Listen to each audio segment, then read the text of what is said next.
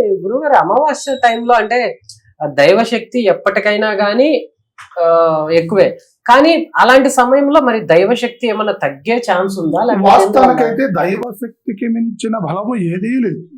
అర్థమైందా? ఆ దైవశక్తిలో ఉండవలసిన కొన్ని విగడీలలో ఒక్కొక్కసారి గ్రహణాలు పడుతూ ఉంటాయి.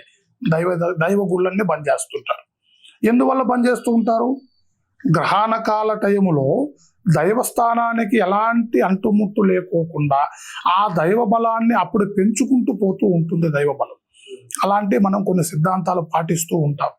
అలాంటి అమావాస్య గడియలలో కూడా కొన్ని అర్ధరాత్రి వేళలలో మనిషికి ఉండవలసిన కొంత బలము తగ్గి ఆ మనిషి ఇబ్బంది పడుతూ అప్పుడు ఆ గ్రహస్థితి అనుసరిస్తుందే కానీ దైవ బలం తగ్గి కాదు. దైవ బలం ఎప్పటికీ పెంచే. మనిషిలో ఉండవలసిన బలము తగ్గినప్పుడే గ్రహస్థితి అనుసరిస్తుంది. అలాంటి మనుషులు ఇబ్బందులు పడుతూ ఉంటారన్నమాట. ఆ దైవ బలంతో ఎప్పుడు అభివృద్ధి జరుగుతుంది, మంచి జరుగుతుంది. ఆ దైవ బలమే మనల్ని అన్ని రకాలుగా కాపాడుతూ ఉంటుంది. అలాంటి దుష్ట సమస్యలకు బాధపడే కొంతమందికి ఆ అమావాస్య గడియలు ఆ గ్రహకాల టైంలో కొంతమందికే అనుసరిస్తాయి. ఆ కొంతమందే ఇబ్బంది పడుతూ ఉంటారు. వాళ్ళకే మనం మార్గం చేయగలుగుతాం. అన్ని రకాలుగా అనుకూలంగా ఉన్న వాళ్ళకి మనం ఏం చేయలేం కదమ్మా. అలాంటి అవస్థలు పడే వారికే మనం మార్గం చేయగలుగుతాం.